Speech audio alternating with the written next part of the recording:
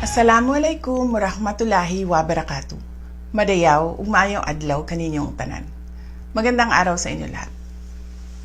Ang impeachment complaint na inendorso ng akbayan ay isang papel na walang kalakip na kahit anong ebidensyang magpapatunay sa mga paratang na isinasaad dito. Hindi na ito bago. Matatandaan na ang impeachment laban sa akin ay naging sagot nila sa aking pag-alis sa gabinete. Isang hakbang na isinagawa dahil hindi na maipaliwanag ng Pangulo ang patuloy na pagkalugmok ng bayan sa kahirapan dulot ng kanyang kapabayaan at bisyo. Noong 19th Congress, binuksan pa nila ang isang Investigation in Aid of Legislation, hindi upang lumikha ng batas, kundi upang magsagawa ng isang malinaw na fishing expedition para sa planadong impeachment laban sa akin. Paulit-ulit nilang ibinandera ang isyung Mary Grace Piatos bilang umano'y bahid ng katiwalian. Kahit na sa kabila ng lahat ng investigasyon ay wala silang naipakitang kahit isang direktang paglabag sa paggamit ng confidential funds. Sumunod na dito ang bentahan ng mga pirma para sa impeachment at ang mga tinaguriang for later release projects na ipinangako umano sa ilang miyembro ng Kamara upang itulang ang impeachment laban sa akin. Mga pangyayaring mismong inamin na ng ilang mambabatas sa kanilang mga naging pahayag. Mga kababayan, walang kredibilidad ang akbayan upang mag-endorso o magsumite ng impeachment complaint.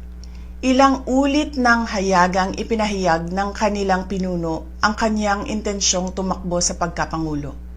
Isang malinaw na indikasyon ng pampulitikang motibo sa likod ng kanilang mga hakbang.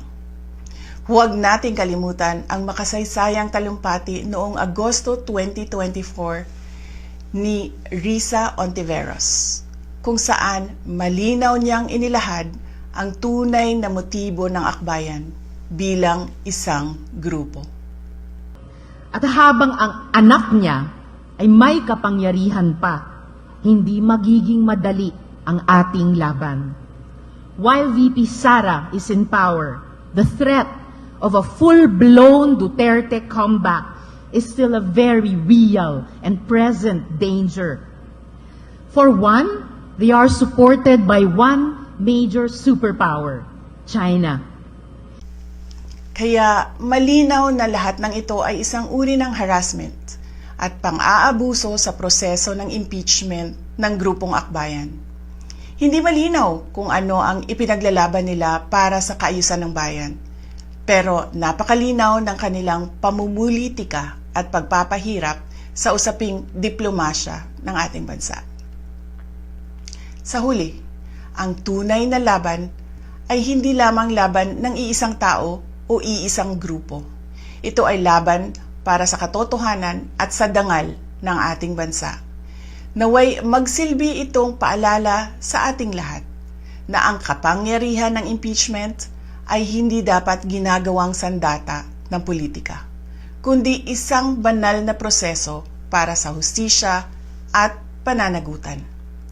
Sapagkat kapag nanaig ang abuso, ang tunay na talunan ay ang sambayanang Pilipino. Syukran.